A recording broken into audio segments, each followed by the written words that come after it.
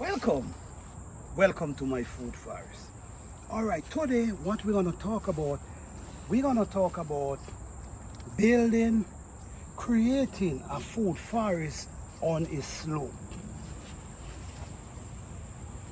Creating a food forest on a slope. This is very important, guys. This is one of the most important things when you're dealing with food forest on a slope. Now, when you're on a slope, like this garden is definitely on a slope. Definitely on a slope. Now, things you got to do to keep your garden, intact and saving the water from running through your garden. All right? Now, you got to create drainage. You got to create, and I'm going to show you exactly what I'm talking about. Stay tuned. Drainage is so important. All right, now I have a drain right to the top, goes this way, comes right to this, go right to this top, comes right all the way, come down here, right? Running, go all the way, go down there. All right, this is a drainage I have. This also is a drainage I create. Now, this is created for in case the water run is not going to push itself through the garden, it's going to push itself around the garden. Let me show you again. This is another drainage I create here. This drainage is for when the water drops. What's going to happen? The water going to soak itself in the soil, not running through the soil and messing with your plant. All right, so when the water drop in this area, run down and it find itself around here, it push itself. If you notice, I create pockets. So when the water come here, it's gonna soak itself. If it come over, it's gonna soak itself. If it come over, it's gonna soak itself. Meanwhile, it coming down, it pushing itself around there, it pushing itself here, right? We also have a drainage right here. If you notice, you're gonna see the water settles there. You cannot allow the water to run through your garden because your garden gonna wash away your soil. You're gonna have soil erosion, and that is what you don't want. Now, coming down here, the drainage goes all the way, go down there. All right?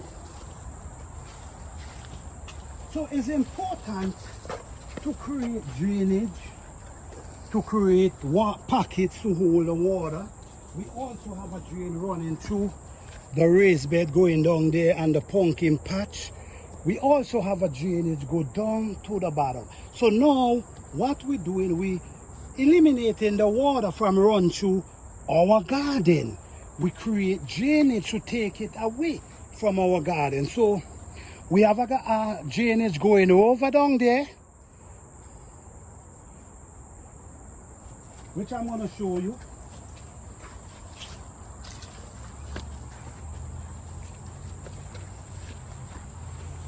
This is the drainage we have. This drainage come down here. It push itself all the way down here under this pumpkin, all down there, you see? All there, then it find itself, it come down here. Some of them push themselves over some of the water, but this is a drainage that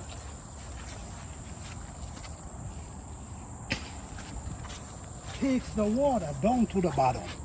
Also, we have another drainage right over there,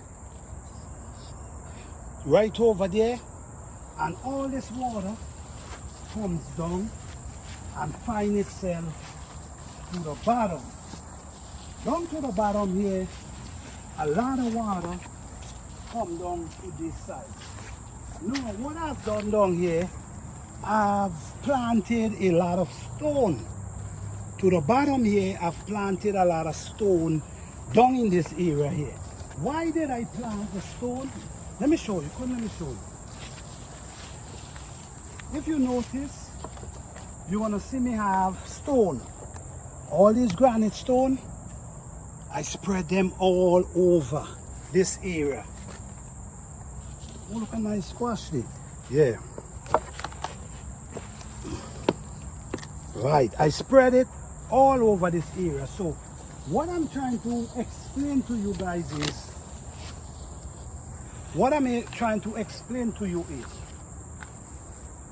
that my garden is on a slope, but you don't want the water to be running through your garden. It's gonna wash away all your compost, it's gonna wash away all your manure, whatever you're using, it's gonna wash it out. It's gonna create soil erosion in your garden. You have to have a drainage to the top, pull down to the sides. All right, to the sides. You also need pockets, rows that control the water and allow the water to sink down and soak the earth. You don't want the water rushing through your garden. You have to be in control. So when you're doing your food forest, think about it. Think about it. Thank you guys for watching. Don't forget to like, subscribe and share. Peace.